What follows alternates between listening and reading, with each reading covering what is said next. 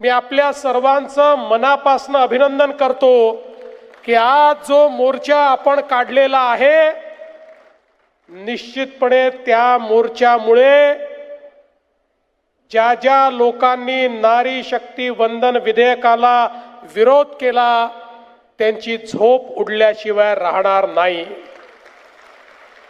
नारी शक्तीचा हुंकार तुम्ही दाखवला।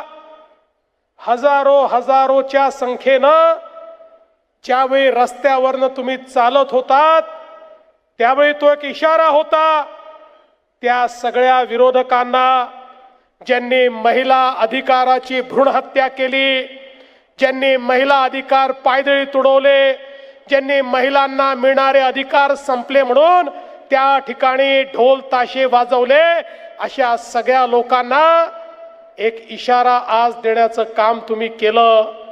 आणि आज हा मोर्चा संपत नाहीये, आज सुरुवात झालेली आहे।